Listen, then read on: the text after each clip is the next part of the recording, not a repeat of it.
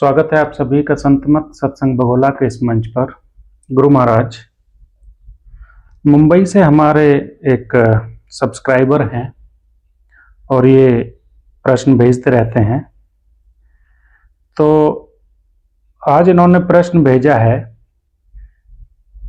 कि यदि मैंने किसी का बुरा किया तो ये उसका नसीब था या मेरा बुरा कर्म।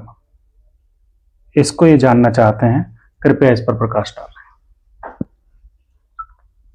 मेरी प्यारी प्यारी आत्माओं, आप सब कैसे हैं? मैं समझता हूं आप सब ठीक होंगे और भी आपके ठीक होने की मैं उस मालिक से प्रार्थना करता हूं। आपका दामन खुशियों से भरा रहे।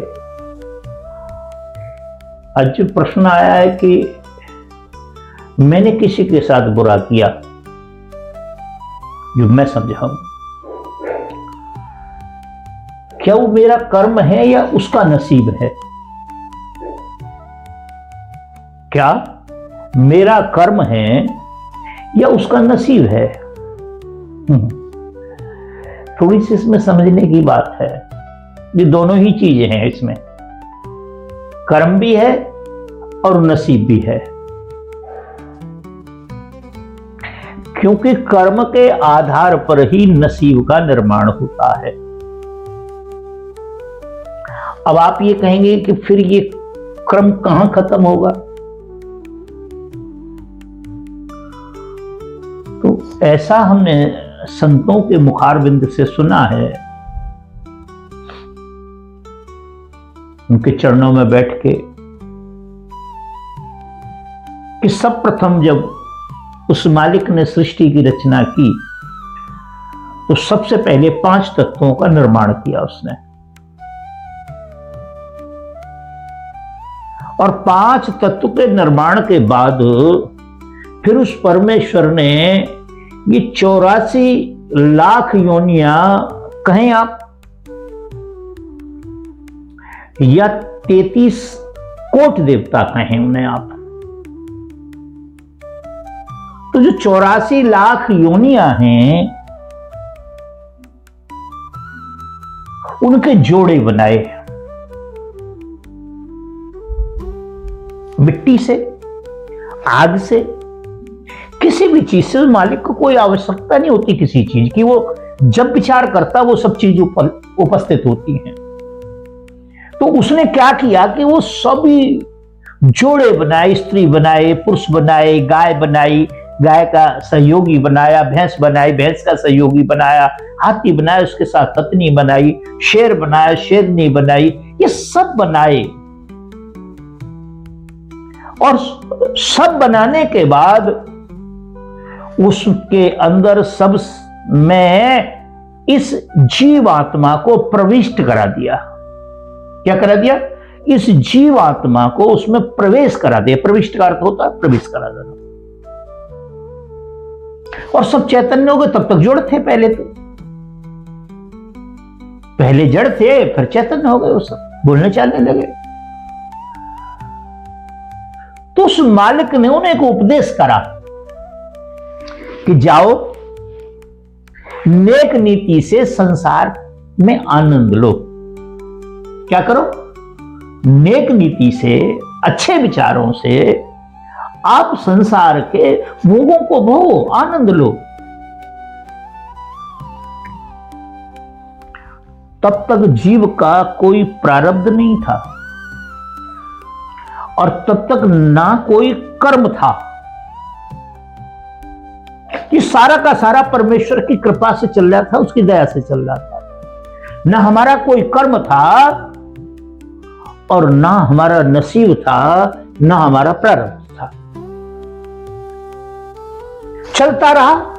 फिर इसमें समस्या कहां पैदा हुई? समस्या यहां पैदा हुई, जो व्यक्ति था वो रह नहीं पाया। आप किसी व्यक्ति से पूछ ले कि आप कौन हैं आज? बोला मेरा नाम राम सिंह है, मेरा नाम श्याम सिंह है, रामपाल है, श्यामपाल है, जो भी है मान लीजिए। क्या वास्तव में वो रामपाल, श्यामपाल और वो है? जब वो गर्भ के अंदर था, चलो अब तो मशीनें आ गई हैं, लड़की लड़के का भी पता चल जाता है। उस समय तो अंधकूप बोलते थे, पता ही नहीं होता था क्या है इसमें, लड़की है लड़का है क्या है। तो जब वो गर्भ के अंदर गए, हम अपने पिता के माध्यम से जब अपनी मां के अंदर गए, तो ये चरम चक्षु से देख भी नहीं पाते, किसको? उस भ्रूण को देख भी नहीं पाते। जो हम लंबे चौड़े शरीर में बैठे हैं, वो एक भ्रूण के माध्यम से गए, एक शुक्राणु के माध्यम से गए। तो वहां जाकर के हमारा डेवलप हुआ। तब हमारा क्या नाम था? ये तो बाहर आकर शरीर की पहचान बना दी। तो हमसे जो गलती हुई कि जो हम थे वो रह नहीं पाए, और जो नहीं थे वो हो गए। हमने चैतन्यता को त्याग दिया, परमेश्वर के आदेश को त्याग दिया, और हम जड़ता पे आके खड़े हो गए, शरीरों तक सीमित रह गए। आत्म रूपी तत्व को हमने विसार दिया। और ये झगड़ों का मूल कारण भी यही है, विवादों का मूल कारण भी यही है, पापों का मूल कारण भी यही है। धर्मों के अंदर जो मारकाट है उसका मूल विवाद भी यही है, उसकी जड़ में भी यही है। आप देखते हैं हमारे समाज में जातियों के विभेद हैं। कोई अपने आप को कुछ मानता है, कोई अपने आप को श्रेष्ठ मानता है, कोई अश्रेष्ठ मानता है। अरे भाई, कोई श्रेष्ठ है तो उसके कर्म श्रेष्ठ होने चाहिए। वो कहां तक सीमित है? केवल शरीर तक सीमित है, जबकि आत्मा कोई कर्म नहीं करती है। आत्मा को कोई पाप नहीं लगता, कोई पुण्य नहीं लगता है। जब हम इस शरीर से हट करके आत्मा के ऊपर आ जाएंगे, तो ना फिर हमारा कोई कर्म रहेगा और ना ही हमारा नसीब रहेगा। ना ही हमारा कर्म रहेगा, ना ही हमारा नसीब रहेगा।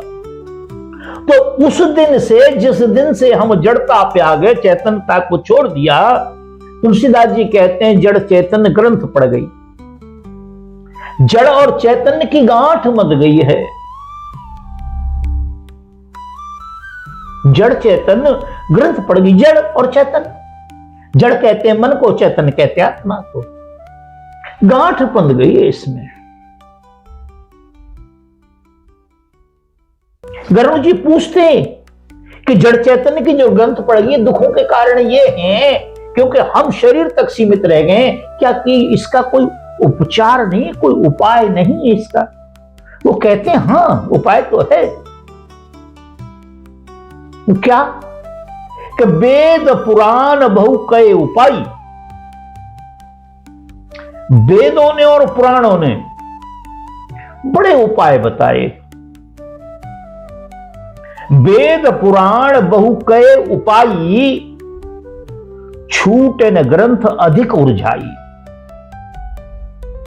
ये जो जड़ चैतन्य की है गांठ, वो दिखाई नहीं देती है, क्योंकि परमेश्वर का जो नियम है, उसका जो कानून है, वेद और कुरान और पुराणों से बहुत दूर है। कुरान और पुराण और वेद और ग्रंथ और गीता और भागवत और ये कोई वहां तक नहीं पहुंच पाती, तो संसार के नियम की चर्चा करते हैं। हमको कैसे रहना चाहिए? परमेश्वर की कोई चर्चा नहीं करता इसमें, जानता ही नहीं कोई परमेश्वर को। तो कहते हैं वेद पुराण बहु कहे उपाई, छूटे न ग्रंथ अधिक उलझाई। ग्रंथ छूटती नहीं है, अधिक उलझ जाती है। तो प्रश्न करते हैं गरुड़ जी क्यों? कहते छूटक ग्रंथ परे नहीं देखी। ग्रंथ छूटे तो तब जब आपको दिखाई दे। रस्सी है, रस्सी में गांठ दिखाई नहीं दे रही आपको।